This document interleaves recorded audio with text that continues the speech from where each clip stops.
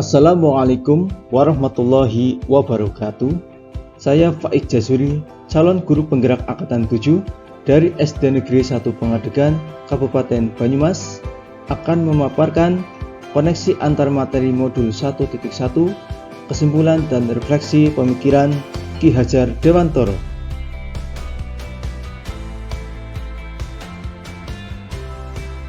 Saya akan merefleksi diri saya melalui 3 pertanyaan berikut.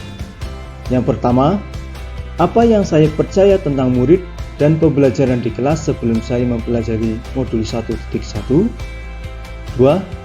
Apa yang berubah dari pemikiran atau perilaku saya setelah mempelajari modul ini? 3.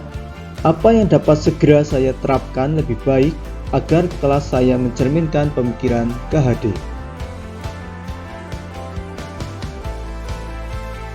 Apa yang saya percaya tentang murid dan pembelajaran di kelas sebelum saya mempelajari modul 1.1? Bahwa yang pertama, guru mendominasi pembelajaran atau teacher center. Dalam pembelajaran, saya terlalu banyak menggunakan metode berceramah. Murid hanya duduk, diam, dan mendengarkan. 2. Pembelajaran terfokus pada ketercapaian materi dan KKM atau mengutamakan aspek kognitif. Padahal, pendidikan itu tidak hanya mentransfer ilmu saja, tetapi sejatinya ada aspek lain yang harus diperhatikan dalam belajar, seperti aspek afektif dan psikomotor. 3. Guru kurang memahami karakteristik setiap anak. Saya cenderung menyamaratakan anak dengan melakukan pembelajaran yang sesuai dengan zona nyaman saya, tanpa memperhatikan perbedaan anak. 4. Murid pasif dan motivasi belajar rendah. Saya sering merasakan saat pembelajaran atau menjelaskan materi, mereka terlihat lesu dan tidak bersemangat. Kemudian saat saya menanyakan kepada anak, apakah ada pertanyaan, mereka hanya diam. Apa yang berubah dari pemikiran atau perilaku saya setelah mempelajari modul ini? Tentang merubah pemikiran, yang pertama, guru bukan merupakan satu-satunya sumber belajar.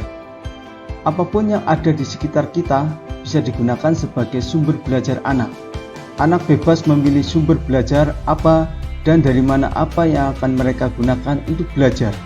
Tugas guru adalah menuntun, mengarahkan mana yang baik dan mana yang tidak baik. 2.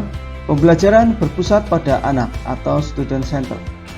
Dengan aktivitas pembelajaran yang terpusat pada anak akan menjadi lebih aktif karena terlibat dalam proses pembelajaran sehingga mereka dapat mengkonstruksi pengetahuannya. 3. Menghargai setiap karakteristik belajar anak. Anak terlahir berbeda. Setiap individu memiliki keunikannya masing-masing. Saya sadar, dengan perbedaan ini akan menjadikan pembelajaran lebih berwarna. Bagaimana sebagai seorang pamong, saya harus dapat menuntun anak sesuai dengan kodratnya. Selain itu, setelah saya mempelajari modul 1.1, saya juga dapat merubah perilaku. Antara lain, mengemas pembelajaran secara menarik agar motivasi belajar siswa meningkat. 2. Memberikan kebebasan kepada anak untuk menyelesaikan setiap tugas sesuai dengan minat, bakat, dan kreativitasnya masing-masing.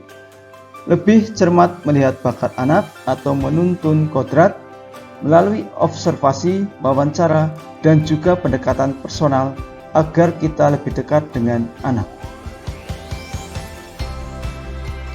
Apa yang dapat segera saya terapkan lebih baik agar kelas saya mencerminkan pemikiran KHD? Yang pertama, merancang pembelajaran yang interaktif dan menyenangkan dengan melibatkan siswa. 2.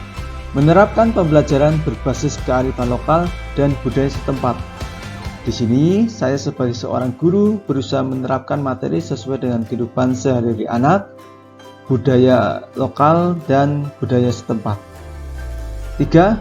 Menerapkan konsep merdeka belajar dan mengintegrasikan setiap pembelajaran dengan pencapaian profil pelajar Pancasila. Konsep merdeka belajar mengajarkan kepada kita bagaimana seorang pendidik dapat memberikan kebebasan kepada anak untuk bereksplorasi pengetahuannya agar mampu menghasilkan ide-ide kreatif dan inovatif dari mereka. 4.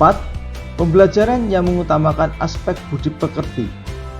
Pembiasaan-pembiasaan yang baik akan selalu saya teladankan kepada siswa tentang bagaimana mereka bersikap agar menjadi pribadi yang lebih baik. 5. Menerapkan sistem AMONG atau pendidikan yang menuntun, bukan menuntut. Dalam penerapan di kelas, sesuai dengan pengajaran dan pendidikan dari Ki Hajar Dewantara, kita dapat menerapkan pola asih, asuh, dan asah. 6.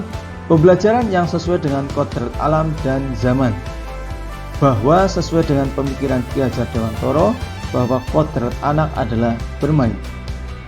Dan yang ketujuh, mengintegrasikan permainan dalam pembelajaran agar suasana kelas menjadi menyenangkan. Kesimpulan, dasar-dasar dari pemikiran Ki Hajar Dewantara harus kita terapkan di kelas atau di sekolah. Di antaranya, pendidikan adalah menuntun anak sesuai dengan minat dan bakatnya. Selanjutnya, pendidikan bukan hanya ilmu akademis saja, namun perlu penanaman budi pekerti yang baik. Dan yang terakhir, pendidikan sejatinya adalah berhamba kepada anak. Terima kasih. Demikianlah pemaparan saya tentang koneksi antar materi pemikiran filosofis Ki Hajar Dewantara. Mohon maaf apabila ada salah kata dalam penyampaian. Calon guru penggerak angkatan 7, bergerak, tergerak, menggerakkan. Salam dan bahagia. Wassalamualaikum warahmatullahi wabarakatuh.